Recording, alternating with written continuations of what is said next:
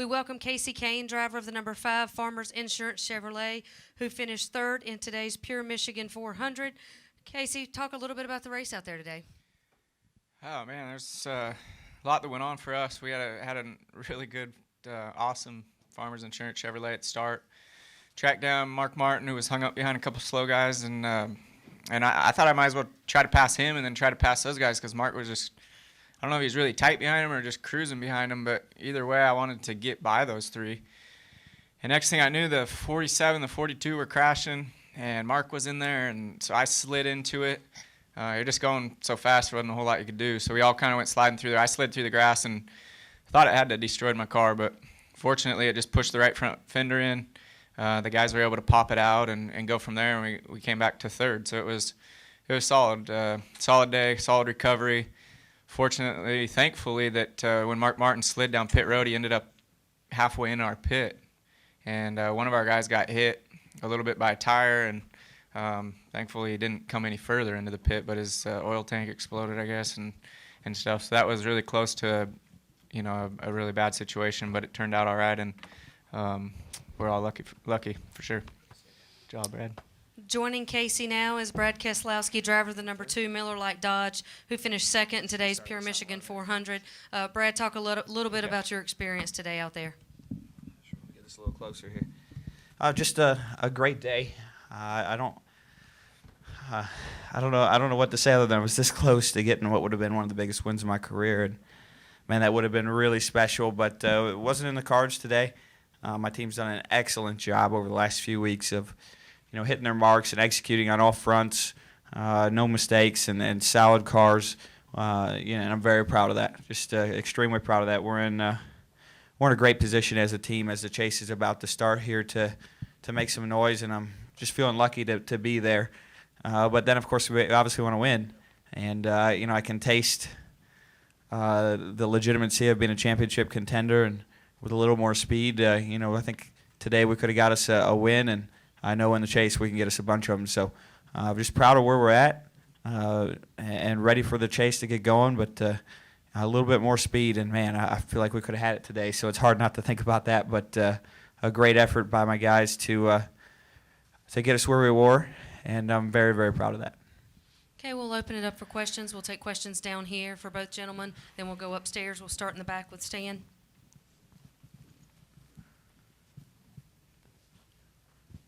Stan Creekmore with RPMtonight.com. This is for both of you.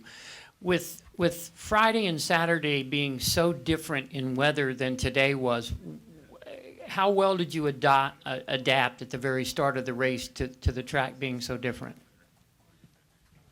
Go ahead, Kasey. We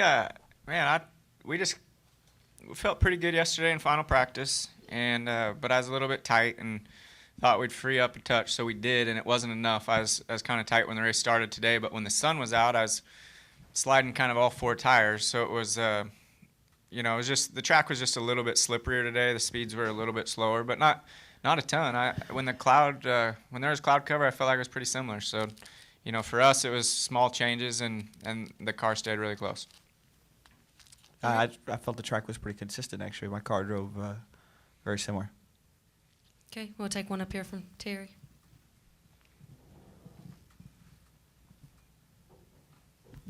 Terry Blaney, ESPN.com. Guys, is this a new era at Michigan here? I mean, for years, cars got spread out here, long green flags run, not a lot happened. Wow, all kinds of things happen out there today. Wrecks, guys getting mad, wild restarts. I mean, is this new pave and the way this track is now, is this what we're going to see? Is this a different Michigan than it used to be?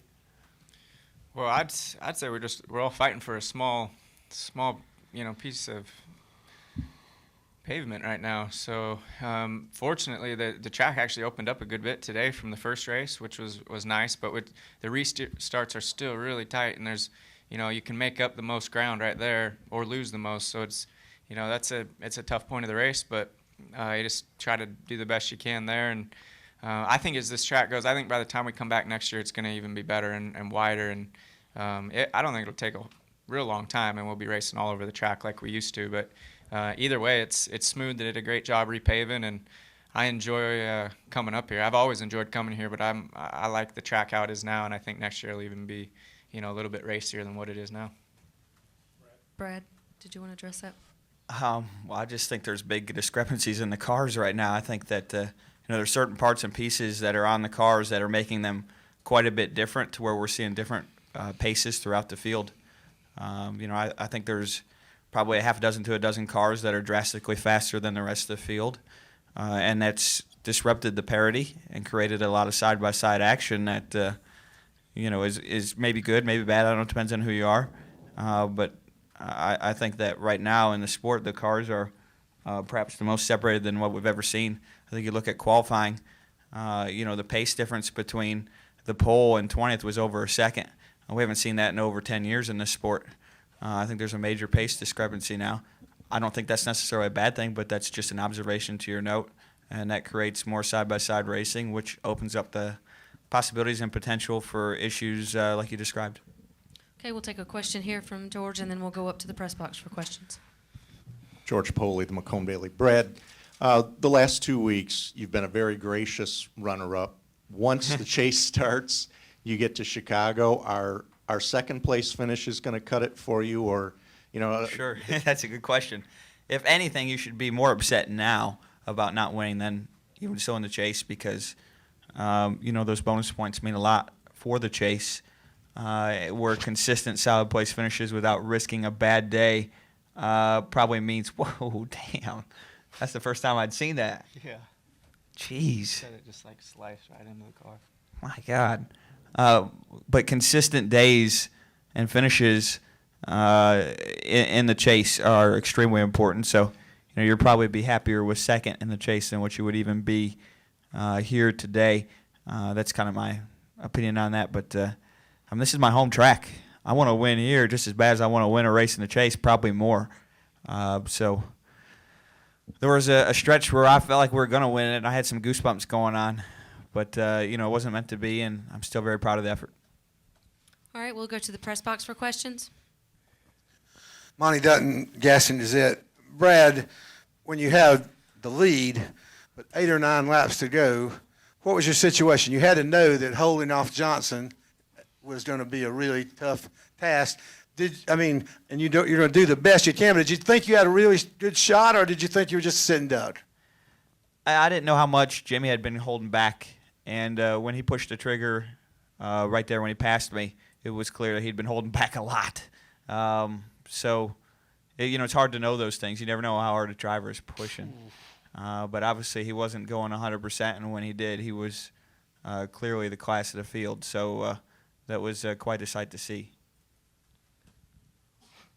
Next question from the press box. Nate Ryan, USA Today. For Brad, during that green flag pit cycle, the last one, when you were able to go ahead of the 48, even though you were 2 seconds behind going into the pits, Jimmy Johnson and Chad Knaus were on the radio just totally beside themselves trying to figure that out. And I can tell with your smile that probably means a little bit to you. Do you feel like... I don't know what you're talking about, Nate.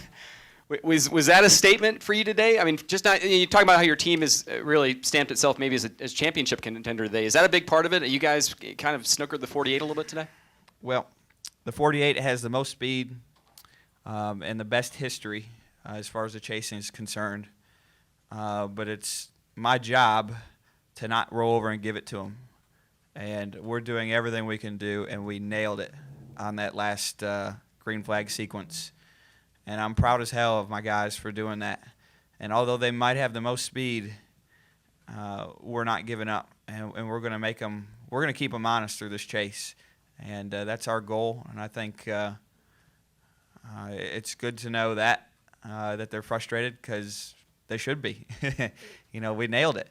And hopefully while, they keep working on the other things, we'll find that little bit of speed to go with the execution we have. And be in even better condition to close the deal out. So we just got to keep pushing in that sense. We caught a lucky break that was unfortunate for Jimmy with him not getting those bonus points for a win, but he definitely deserved to win the race. It just didn't play out that way. But, the 48 might be the favorite for the champion, but we're not going to roll over and just let him have it.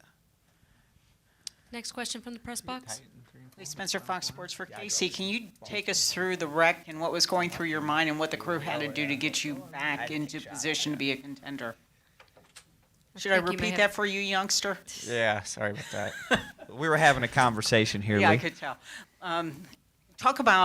Take us through the wreck one more time, and then what your team had to do, what they executed to get you back into contention for the race. Well, the wreck, I was in third when Mark caught the 47 and the 42, and I was a half straightaway behind him.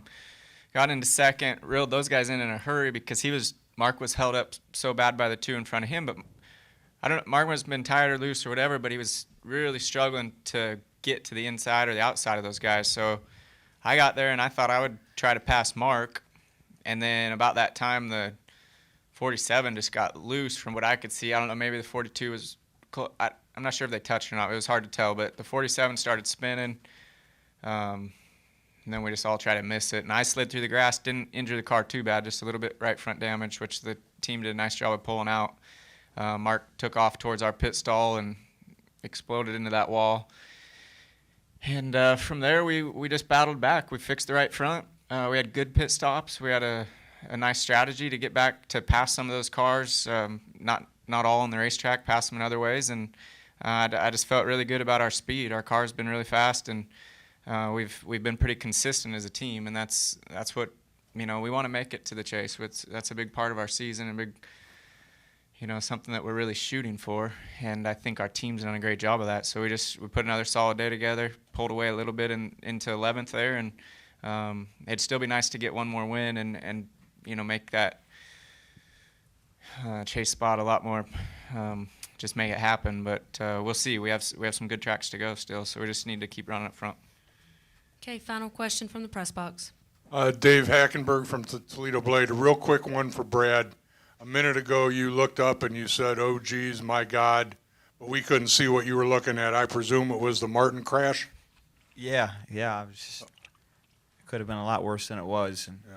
Okay, I just wanted to make sure that's what you were looking at. Thanks. yeah, over the course of time, we always get complacent and think that we've hit all the buttons on the safety side, and then you see something like that shows you why you have to never quit working at making these cars and tracks safer, because that could have been a lot worse, whether it was for Mark or for the crew members or anybody.